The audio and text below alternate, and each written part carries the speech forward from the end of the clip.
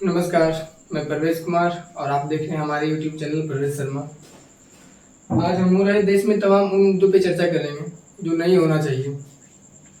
देश में बहुत सी पार्टियां आई गई और देश में ऐसा भी नहीं होना चाहिए जिस प्रकार से दलील अभी इलेक्शन कमीशन का कमिश्नर ज्ञानेश जी दे रहे हैं। कुछ दिन पहले इलेक्शन कमीशन के जो भी चेयरमैन हैं उन्होंने एक बाय द वे रिपोर्ट दे करके सुप्रीम कोर्ट को ये आदेश देती है, जो सुप्रीम कोर्ट देश में सर्वोपरि है, संविधान की रक्षा करती है, यहाँ तक कि इलेक्शन कमीशन को भी प्रोटेक्ट करती है। Election commission by the way notice लिख करके, आप इसे बोल सकते हैं हलफनामा लिख करके, सुप्रीम कोर्ट को ये दलील देती है। सुप्रीम कोर्ट, जरा सा गौर से देखें, किसको दलील देती है? सुप्रीम कोर्ट को, कि चुनाव आयोग सुप्रीम कोर्ट चुनाव आयोग को नहीं दे सकता एसआईआर करने का निर्देश।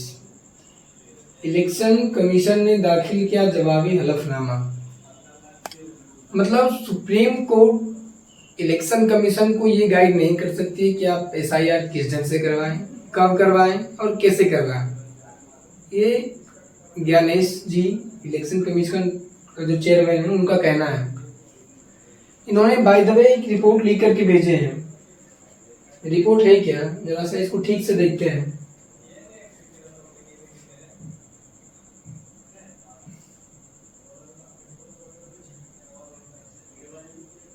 इन्होंने लिखे, चुनाव से पहले मतदाता सूची के विशेष गहन पुनरीक्षण यानी एसआईआर मामले में निर्वाचन आयोग ने सुप्रीम कोर्ट में जवाबी हलफनामा दाखिल किया है। आयोग ने सुप्रीम कोर्ट से देश भर में संसदीय मतलब लोकसभा का चुनाव, विधानसभा मतलब राज्यसभा का चुनाव या स्थानीय निकाय चुनाव से पहले समयबद्ध तरीके से एसआईआर कराने के निर्देश वाली जनहित याचिका खारिज करने का आग्रह किया है। ये ठीक है।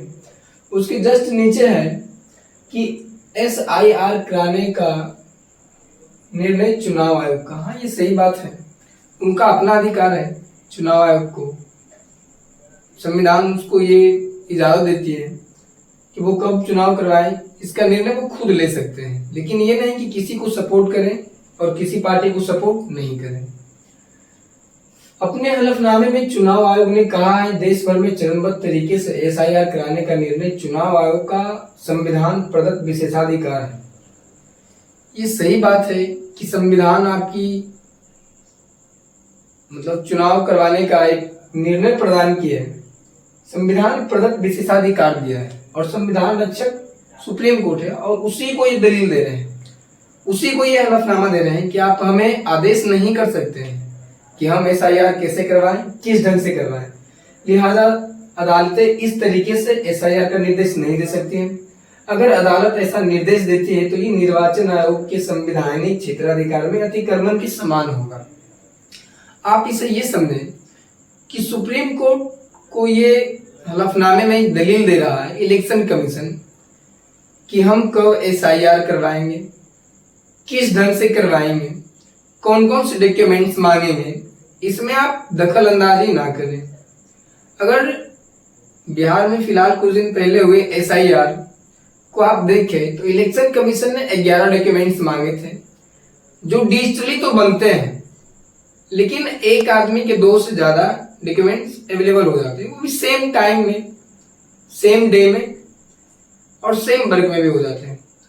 लेकिन आधार कार्ड एक ऐसी आईडी है जो वन व्यक्ति को एक ही आईडी बनती है, एक व्यक्ति तो एक ही आईडी बन सकती है, एक व्यक्ति दोबारा वो आधार एक्टिव नहीं करवा सकता है। वोटर आईडी में है क्या, एक व्यक्ति चाहे तो 2 से 3 से 4 से 5 से 6 10 जितना मन हो उतना वोटर आईडी कार्ड बना सकती है। फिलहाल आपने देखा होगा हमारे राज्य के डिप्टी सीएम विजय कुमार सिन्हा जी का 2 जगह वोटर आईडी कार्ड एक्टिव था। एक तो लखीसराय में देख लें तो एक तो पटना में देख लें। ऐसी बहुत सारे ही हो गए जिनका वोटर आईडी कार्ड एक जगह, 2 जगह, 3 जगह, 3 जगह, 4 जगह, 5 जगह, बहुत जगह हो सकता है। ऐसा कुछ भी नहीं कर सकते हैं। लेकिन आधार कार्ड एक ऐसी आईडी है जहाँ सिर्फ एक जगह ही अवेलेबल रख सकते हैं, 2 जगह, 3 जगह, 4 जगह, ऐसा उसमें कुछ होता नहीं है। इलेक्शन कमीशन उसको वैलिड नहीं मानती है। चुनाव आयोग का कहना है कि हाँ, घुसपैठिया वोट नहीं दे सकता है। घुसपैठिया चाहे तो वोटर आईडी कार्ड इजीली बनवा सकता है, लेकिन आधार कार्ड बनवाना आज के टाइम में जरा सा टफ है। यदि जो वोटर आईडी कार्ड बनवाएगी तो उसे किसी संस्था के पास या किसी ऑफिशियल वेबसाइट के पास या किसी अथॉरिटी के पास नहीं जाना होगा। लेकिन वोटर आईडी कार्ड में क्या है, किसी दुकान में जाएगी, ऑनलाइन अप्लाई कर देगी और इजीली बन दी जाती है। ऐसे तो आप घुसपैठियों का बढ़ावा दे रहे हैं। अगर जो आप उसमें आधार एक्टिव रखें, आधार को ऐड कर लें, तो उसके पास आधार होगी नहीं तो वो वोटर आईडी कार्ड के लिए एलिजिबल होगा भी नहीं। आप कहते हैं घुसपैठिए को भगाओ और एक तरफ से घुसपैठियों को बुला रहे हैं, संरक्षण दे रहे हैं, ये गलत है। आप संरक्षण दे रहे हैं कैसे, ये आप आसानी से समझ लें। पहले तो इलेक्शन कमीशन बोलते हैं कि हम 11 डॉक्यूमेंट्स को वैलिड मानेंगे। ये बात जब सुप्रीम कोर्ट के पास जाती है तो सुप्रीम कोर्ट के जजेस ये बोलते हैं कि 11 डॉक्यूमेंट्स तो मेरे पास अवेलेबल नहीं होंगे, तो आम जनता के पास कहां से आएगी। इस बात पे कुछ दिन तक चर्चा चली, बहस भी चला। आधार कार्ड को अवेलेबल भी मतलब ऐड भी करवाया गया। अब जाकर के 11 डॉक्यूमेंट्स में एक डॉक्यूमेंट्स और ऐड हो गए, वो है आधार कार्ड। ये इलेक्शन कमीशन को सुप्रीम कोर्ट का दिया हुआ, ये सुप्रीम कोर्ट ने 11 डॉक्यूमेंट्स में एक डॉक्यूमेंट्स आधार कार्ड को वैलिड मानने को बताया है। इलेक्शन कमीशन को ये बाय द वे नोटिस भी जा चुका है कि अब 11 डॉक्यूमेंट्स में आधार कार्ड भी शामिल होना अनिवार्य है। अब समझे, ये छोटी मोटी मैटर आपको लग रही है, छोटी मोटी मैटर है नहीं। अभी के टाइम में इलेक्शन कमीशन को ऐसा अधिकार है, संविधान ऐसा संरक्षण देती है कि उनका एक अलग नियम है, अलग कानून है।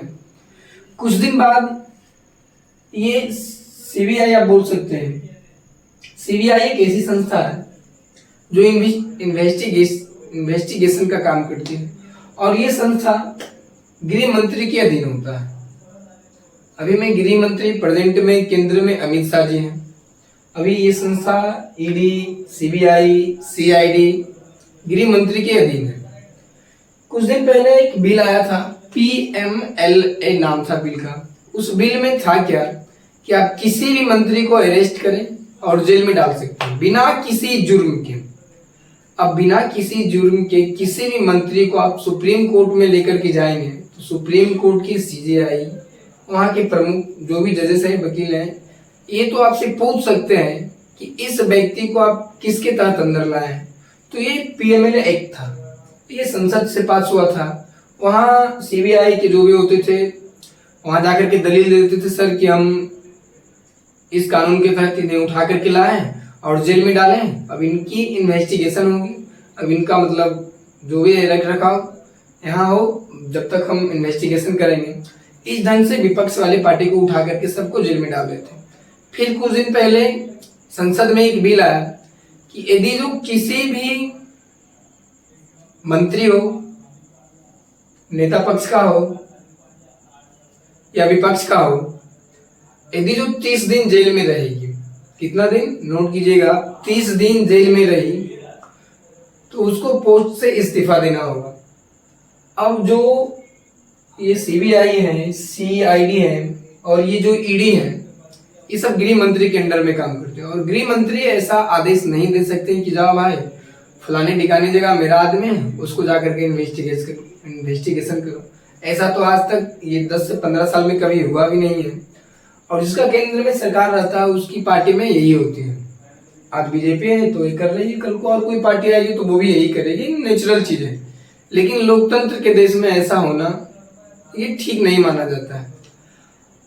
सपोज आप मान लें कि किसी भी स्टेट में विपक्ष की सरकार हो, किसी भी स्टेट में विपक्ष की सरकार हो, अब CID जाएगी या CBI या ED कोई भी संस्था जाएगी, वहां का जो प्रधान सेवक है उन्हें उठा करके जेल में डाल देगी। यदि जो ये बिल 30 दिन वाला पास हो जाता है तो 30 दिन वो जेल में रहेगा। 30 दिन जेल में रह जाने के बाद वहां का जो राज्यपाल है उनसे इस्तीफा मांग लेंगे और राज्यपाल, ये आप सबको मालूम है कि केंद्र सरकार से अपॉइंट होकर के आती है।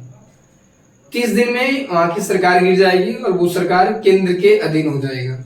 जब वो सरकार केंद्र के अधीन हो जाएगा तो जाहिर सी बात है कि नेता पक्ष के अधीन वो राज्य चला जाएगा। ऐसा भी एक लोकतंत्र में होना ठीक नहीं है। जिस देश में नेता प्रतिपक्ष की कोई अहमियत नहीं रह जाती है, उस देश में जनता का आवाज उठाने वाला कोई नहीं होता है। और इस देश में ये एक ऐसा नोटेड पॉइंट है जो इलेक्शन कमीशन ये फर्स्ट दफा कर रही है कि सुप्रीम कोर्ट को आदेश दे रही है।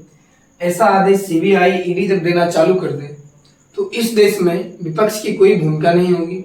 अगर जो विपक्ष की भूमिका खत्म हो जाती है तो ये देश तानाशाह की ओर हो जाएगा, और जिस देश में तानाशाह होती है वहाँ का जनता की कोई आवाज नहीं सुनी जाती है। और हमारा